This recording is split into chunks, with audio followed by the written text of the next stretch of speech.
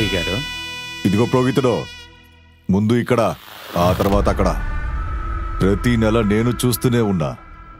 City నుంచి వచ్చారని వాళ్ళకేంటి స్పెషల్ ట్రీట్మెంటా? నేను ఎవరో నీకు తెలుసు కదా. పూజారి గారు, అయ్యగారు ముందు ఆయనకే చేయండి.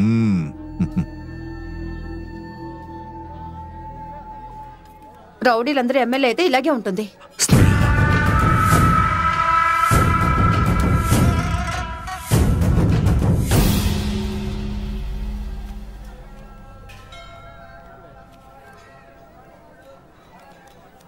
తారక్, దేహంలో ఇంద్రియాలు ఉన్నా కూడా అన్ని కార్యాలు జరిపించేది ఊపిరి మాత్రమే. మీ తాతయ్య ఊపిరి నువ్వేనాయనా.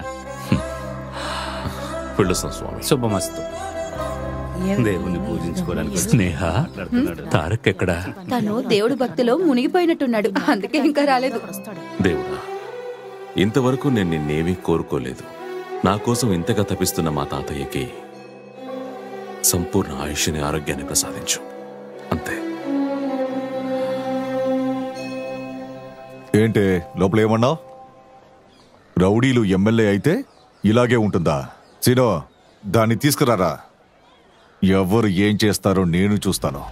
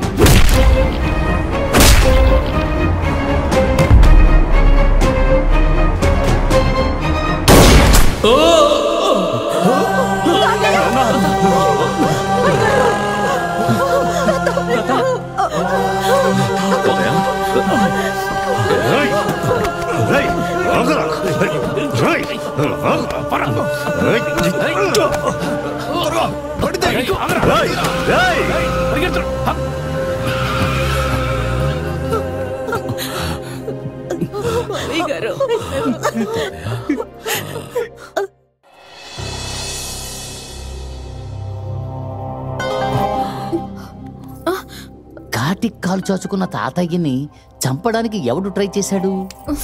హలో, ఏంటి సార్, ఎవరు ఎందుకు అటాక్ చేశారో తెలుసుకోకుండా ఎందుకు వాళ్ళని వదిలిపెట్టారు? నేను డీసీపీతో మాట్లాడతాను. పర్వాలేదు, వదిలే నాన్న. ఎందుకు అందరూ టెన్షన్ అవుతున్నారు? నాకేమీ కాలేదుగా. నాన్న, మీకు ఇదంతా తెలీదు, ఊరుకోండి. అందరూ రండి, నాన్న రెస్ట్ తీసుకొనివ్వండి.